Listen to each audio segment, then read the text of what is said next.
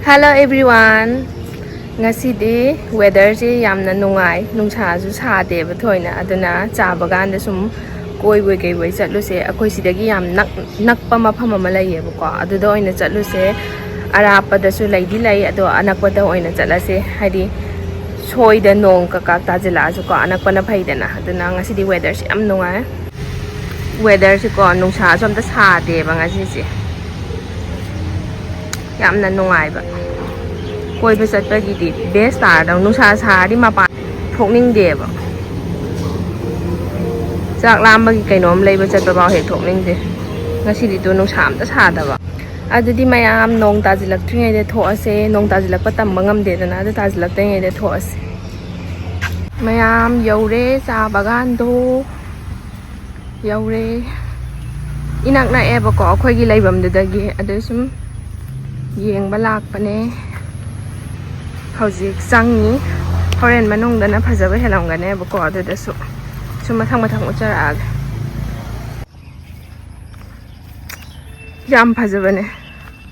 lambi jatpham sida mayai da leiredana aduga sumaina wangma matai sidana chamana ngakta thadoineba sigi sida akoi thaina chak chanagre sigi sida akoi thaina chak chanagre akoi class makhaido handaki 2025 ki new year do aduiduga mari leinana sida chak chanagi bane adui matam dudadi sida chamana haurije haujiti si isang changa yam phajare dana matam dudadi supnagi chamana mana do piece ama baw mai uge da phangangte ba hadi magi matam oidebagi ado ngasidi yam phajare isang changa ga tawrisiyo akoina chak chanagi ba mafam dana swai jaga se oidoine matam dadi yam pakna bu leibane ba ko haujiti chamna haura baira khangde lampak se yam pak tragum daw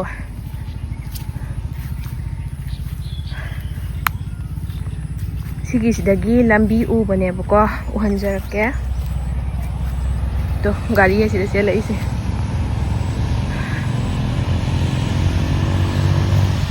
hajabane sman sum yeng ba yam som da su lai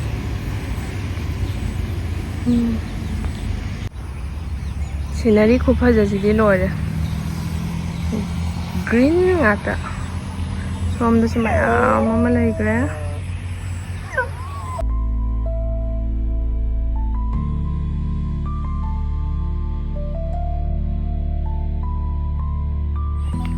mathakta sum kakhatluse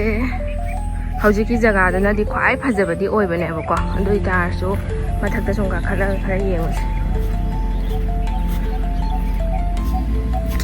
haujik yam kanna phajaba matam oire ba chamana je pra green nga si ju ai gi tongsum inara ini sigi titru ji ju ma se ai ne aksangak padai inara pani ha mana mang thar sienga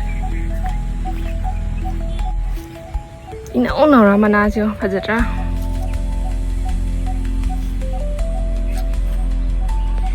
yamna pae hauri je ada mi khara se yeng mala e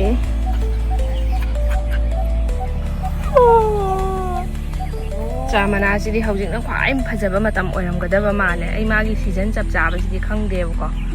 adui taraga su haujik na yam sathi na phajai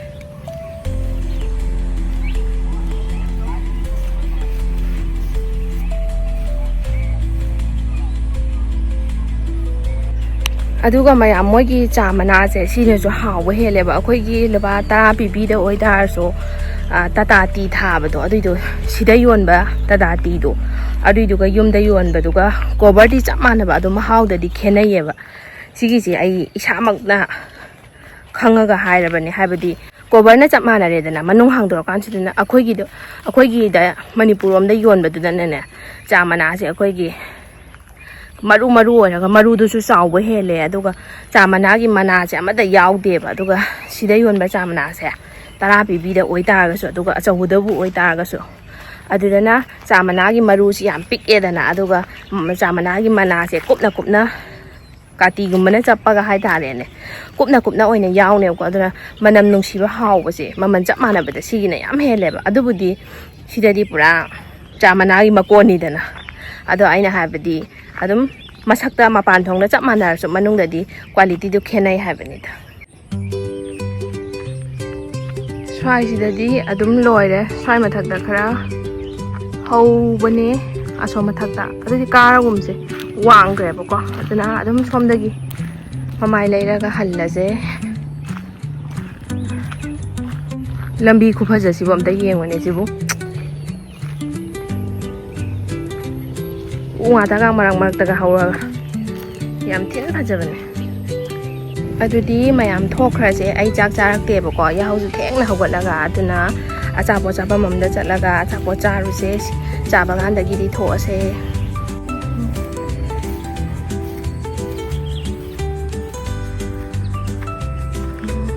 Som side से हम फजबनी हाय बोले ना मेरा YouTube channel में मसीबु करीनो आई तुंग अदुम इना लेरे हाबा माना मांग थाबा किचेन गैसे अइना लेपा जगह लेपतोयबो सोम साइड से सिसु हम फजबने सिना मुसुम लोइरोइ ngamdagiba haitare som side sina aduga thabadi som side na hele samana yam thaba henni aduga sigisu fajabane hape changaga ulake sampakbi yam paeba aduna ina marakta kumdabaje tanno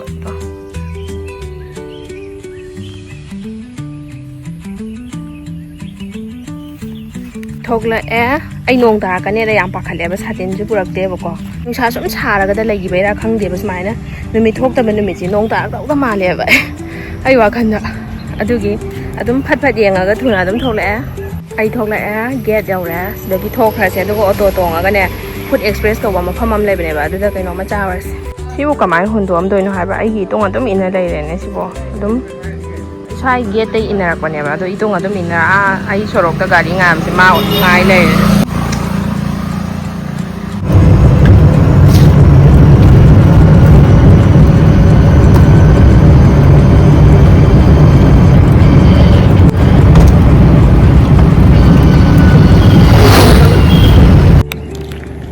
mayam achapot chabam yaure si mafam jamta laktreba do achapot hawra hawtra yeng thoksi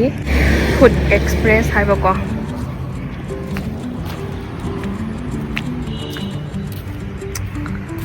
sida changaga achapot hawi hawte yeng thoksi ai hanadagi udi uyeba ko ado amta changaktriba ngasina han loina lakpani panda phambam ama laise sida oina phammaga ekta phudaraje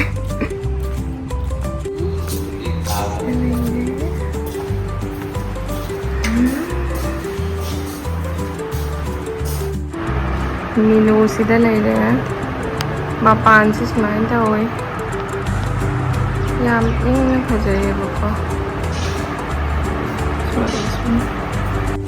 hadi yam hajaye mafam se yam chawe bako aduga sida isinga su lei gari khambam su yam marang kaina lei sida su ama khamidana ado khambam yam lei sida oina phamge ngasidi ador da phammaga chabagi mahau ma yengthoke ainadi chicken chowgumba chage khanbane bako ado moigido chicken yawdabi oi lei lerame aduna hot garlic rice amane green tea amaga piyo da haramane adugo mapan doina phamge thoklakpa sisune nungsa di khara dum sai sara su sida oina phammage dum view gi di yam thin phaje bako maphamje to smaina mapan da phamningasu yare manungom da phamningasu yare sida phambam ma'am leire haidi mapan do ina phammage ngasai thoklakanda di nungsa sadabane ko to haujina kan sagalai nungsa mai onjila phambai ta tane in tawris to asom tungon tho phamba do adina mo camera do seng gra wale adu green tea yaure si hana tha ase aduga hot garlic rice so man yaujaran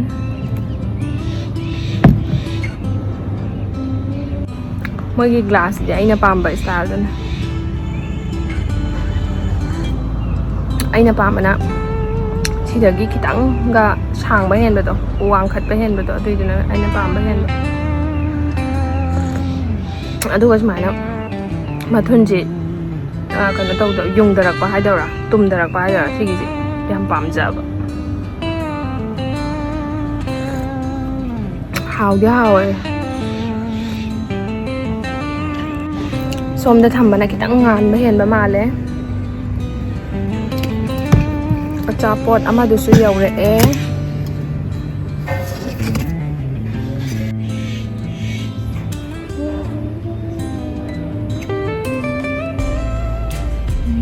ꯃꯅꯝꯁꯤꯗꯤ ꯍꯥꯎꯗꯧ ꯃꯥꯜꯂꯦ ꯆꯅꯝ ꯃꯅꯝ ꯌꯥꯝ ꯅꯝꯃꯒꯀꯣ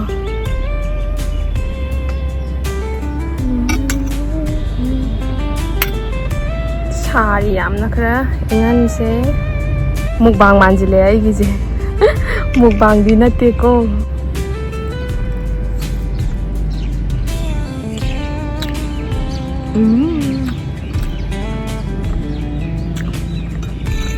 hào hào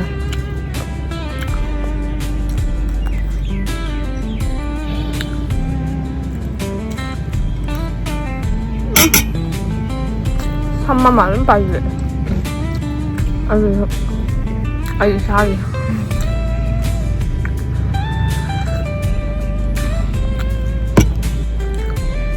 아이씨 짜질래지 하루에 농가 아무 짜증나 진짜 하와해보고 하다가 그린티도 참 하와해 만큼 맛있게 얘기하는데 하우도 말로 드려 한번에 다시나 마하우도 얌래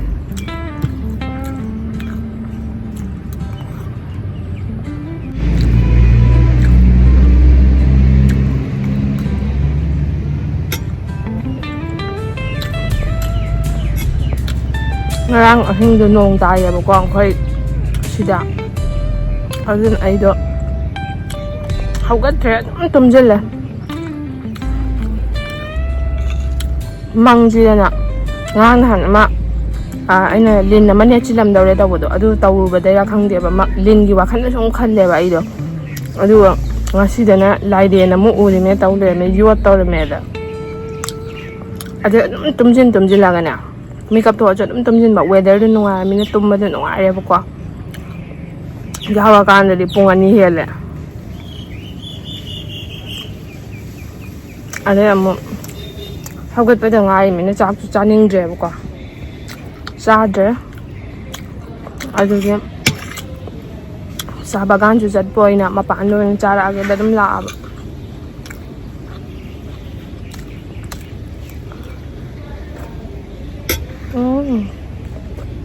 hào yam thin hào mayam ai cha ba gi di swai da lo jin jar ge makha ta ba mo yeng min la se ai boliye na hai ne ha khana mein bahut asa hai bye uncle mayam ai cha ba loi re thok la a moi si gi mapu do adui do yang wari chana ba nungai phai ye ba ko adu ga cha po su adum hawe do green tea do hawdi hawa ne hawdi hawbudi haweba aduga ai oina kitangdi thumala ahan ba thakandari khangde ba sum hanjin hanjin thakla kando aduida ai di sini yam hapte ba ko aduna sini pamba mi de budi dum chapjani ai oina di kitang thumalle ai tare aduga hot garlic rice yam thin haw ai hawjik thokla a yam thin phajadra sigi lairakse अखोई मोई Cidade सुमाइना फजबा मफमजे am लैयेबको अदुगा सिदा सिगी लंबी CC याम फजबने T research association असिदा थारी मते खिदंग खक चांगजे कनो अखोइगी हौजिके अचापो चाबम food express तो अदिदगी थोलकपदा लैबनेबको सुम मपानदगी येंगबदा याम फजैयेबा आइना खनबदा मनुंगसिदा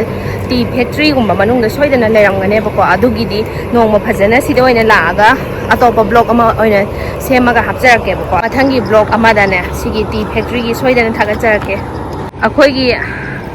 असोमददी ओसी थोंग्रागा हाइनाबदु थाइना इसिंग सोकपम सिगासी थोइना उगे फंगद्राम लैट्रामेबा कैसु लोइना युमदा तोटी पुरामिना तोटी पुजिन्नारामिना असिगुम्बगासिदी उगे फंगद्राबने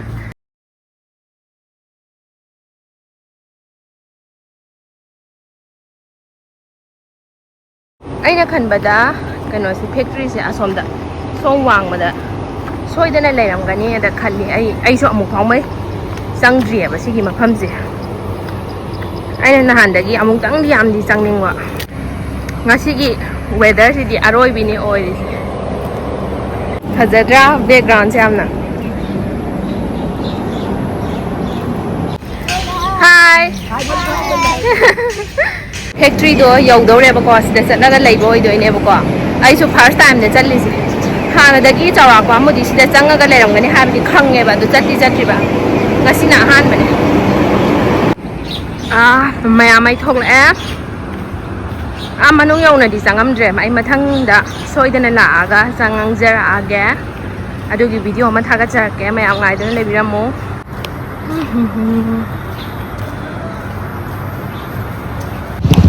aido charakpa amasum manungda hake changaga yengubane ko ado hojing manungda changuradi amuk thengrane ko hanbada aduga nongsu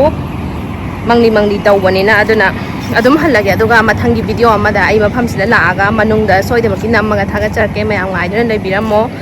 aduga ngasigi di video se matang aswaida sum lojinjarage mayam bye